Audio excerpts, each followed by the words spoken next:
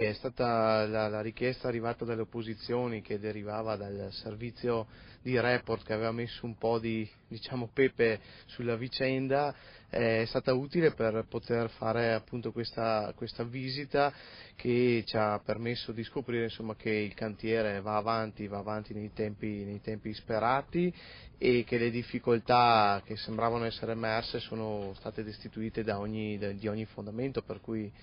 è stata una giornata positiva. E ripeto, per quella che non è un'opera, ma probabilmente è l'opera del secolo, diciamo, che riguarda la nostra regione, quindi avanti tutta, e speriamo, insomma, di poterci recare qui presto per l'inaugurazione definitiva. Credo che fosse opportuno venire sul posto e rendersi conto di persona di qual è la portata di questo intervento, e anche avere spiegazioni tecniche rispetto alle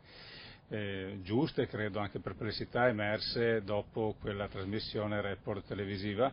che così chiedeva, insomma, che ci fossero date garanzie. Da parte nostra le abbiamo oggi ricevute dalla Commissione tecnica per quanto riguarda il funzionamento delle paratie, che è il punto nevralgico sul quale è ruotata un po' tutta la polemica. Oggi abbiamo visto che questi elementi sono stati valutati e approfonditi in maniera tecnica, e quindi le garanzie che ci sono state date ci sembrano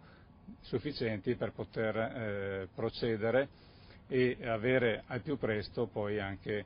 tutto il completamento di quest'opera. I gruppi di opposizione hanno fatto una richiesta di commissione urgente, noi ovviamente come commissione li abbiamo accontentati, abbiamo organizzato subito questa commissione qui al Mose, e abbiamo visto proprio stamattina con l'ingegner D'Alessio, che è il magistrato alle acque, che ha dato delle delucidazioni, delle informazioni molto importanti, e ha chiarito molti dubbi che sono nati proprio in seguito a quella trasmissione. Abbiamo visto un'opera che comunque sta procedendo molto velocemente, circa il 75% dell'opera è già stato realizzato, adesso mancano